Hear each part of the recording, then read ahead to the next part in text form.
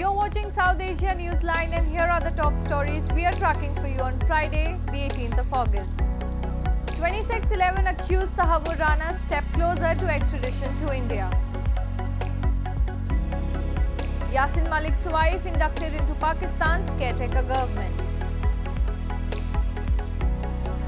And Bangladesh demands US to hand over Bangabandhu's killer.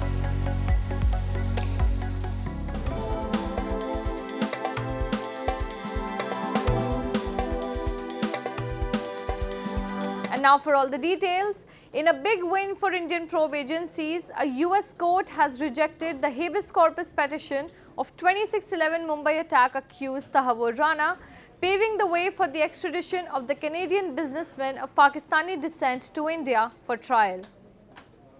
India accuses Rana of participating in the planning and execution of the terror attacks in 2008. He has been convicted by the US for supporting Pakistan-based Lashkar-e-Taiba terror group, which conducted the 2611 attacks, which killed at least 166 people, including 6 Americans. The US State Department on Thursday reaffirmed that Washington is pressing that those responsible for the Mumbai attacks be brought to justice. Deputy spokesperson Vedant Patel, however, said Rana's extradition is still a pending matter. Earlier this month, India's Home Minister Amit Shah had assured the Parliament that Tahawwur Rana will soon face Indian judiciary.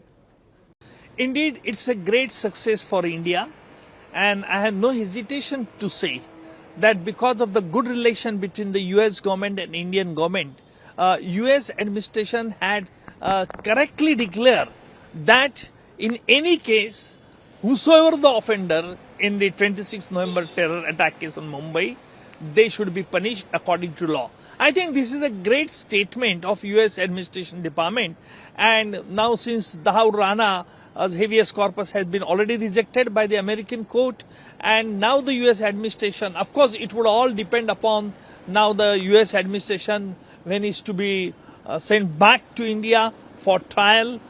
Rescue operations continued for 5th consecutive day in Shimla district of India's Himachal Pradesh on Friday, where a tragic rain-triggered landslide led to a temple collapse, killing at least 19 people.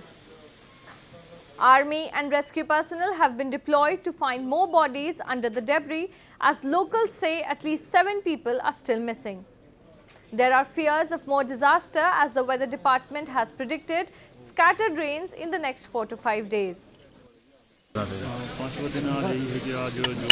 में करीब 500-700 metre दूर है यहाँ से, वहाँ शमशान घाट से हमारे एनडीआरएफ की टीम और आर्मी और एसडीआरएफ और पुलिस के और कुछ मैनुअली जो है लगे हुए हैं, वो छोटे छोटे टुकड़ों में, जैसे कि 10 बंदों की टुकड़ी बांटी गई है और उनको 20-20 मीटर का इलाका दिया गया है। जहां उनको लगता है कि मलबा कुछ ऊपर चढ़ा है या मलबा कुछ नाले में भी है, तो उसको पूरी तरह से डिगिंग करके और उसको रिमूव करके वहां सर्च का अभियान चला। Meanwhile, large swathes of fields and residential areas on Thursday were flooded after excess water was released from dams in northern Punjab state following heavy rains. Hundreds of people living in low-lying areas of Gurdaspur area were evacuated to safer locations by rescue workers.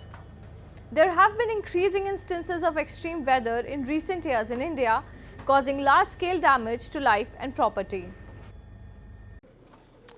Moving on, Pakistan's interim Prime Minister Anwaarul Kakar on Thursday expanded his cabinet and has appointed jail separatist leader Yasin Malik's wife Mishal Hussain Malik as his special advisor for human rights, local media reported. Yasin Malik, the chief of a banned militant outfit, has been serving life imprisonment in India's Tihar jail after he pleaded guilty to charges of terror funding and secessionist activities against India. A plea by federal agency NIA seeking death sentence for Malik is also pending in the Delhi High Court. India has long accused Pakistan aids terror activities in the Indian territory. Islamabad, however, denies the allegation. Meanwhile, Pakistan's blasphemy law has come under spotlight again after a Muslim mob burned churches and houses in a Christian settlement in Faisalabad, accusing 2 of its members of desecrating the Quran.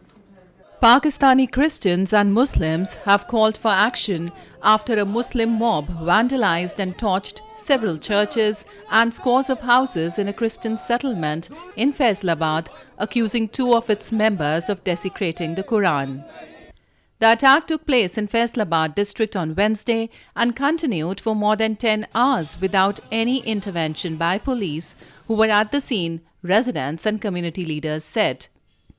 Police have denied the accusation, saying security forces had prevented an even worse situation.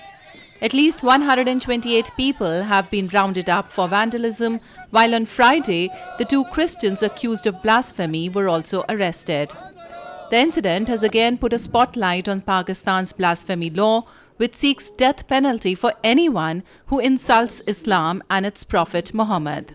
We request the government of Pakistan, and especially President of Pakistan, Prime Minister of Pakistan, Chief of Army Staff and Chief Justice of Pakistan to take strong measures to stop and eliminate terrorizing and hurting activities towards the minorities in the name of religion, and execute sufficient confidence to the religious minorities in Pakistan. Critics say the blasphemy law is often misused against Pakistan's tiny minority groups to settle personal scores. Although no one has ever been executed, blasphemy convictions are common. Most convictions are thrown out on appeal by higher courts, but mobs have lynched dozens of people in vigilant attacks even before a case is put on trial.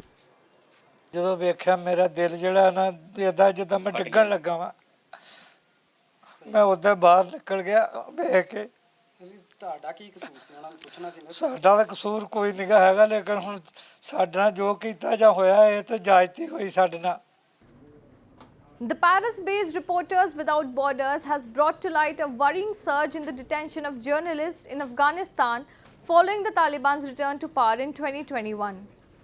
Within the past 10 days, 9 journalists have been arrested by the Taliban, causing significant concern among media organizations globally. The organization revealed that 12 journalists are currently being held in detention without any apparent reason and called the recent raids on independent media as troubling.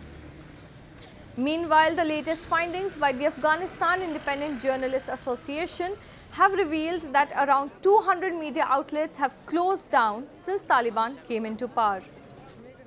The report added that more than 7,000 media professionals, including many women, have faced distressing consequences of job loss, compelling many to seek overseas opportunities. The Taliban's crushing of press freedom comes as it has reimposed many of the repressive laws and policies that defined its extremist 1996-2001 rule. Bangladesh Deputy Foreign Minister Shahriar Alam on Thursday called on the United States to show respect to Bangladesh law and hand over Bangabandhu's killer Rashed Chowdhary to Dhaka, news agency UNB reported.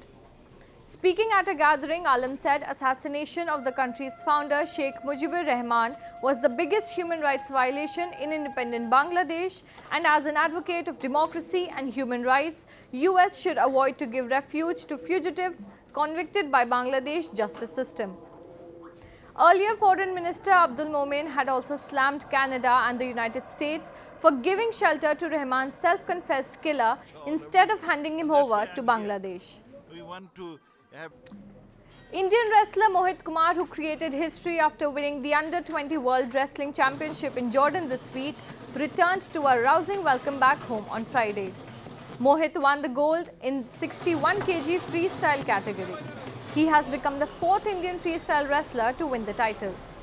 During the 2023 Jordan event, Indian grappler Priya Malik also won gold medal, becoming the 2nd female wrestler from India to be crowned as Under-20 World Champion. So far, India has won a total of 7 medals, including 2 gold, 1 silver and 4 bronze medals. ये हमारे coach साहब गुरु जी जो इन्हें बहुत ज़्यादा संघर्ष किया है उन्हीं को समर्पित करूँगा मैं। ओलंपिक लड़ेंगे जब ओलंपिक गोल्ड का ही टारगेट रहेगा। अच्छा लग रहा है जी, ये तो बहुत दिनों से इंतज़ार था इस चीज़ का और ये अब इसमें सक्सेस हो पाया है। वर्ल्ड चैम्पियन ये 4था 5वां ही मेडल हिंदुस्तान में आज तक वर्ल्ड चैम्पियन जो जूनियर के बने हैं। That's all in tonight's edition. We will see you same time next week. Have a great weekend. Good night.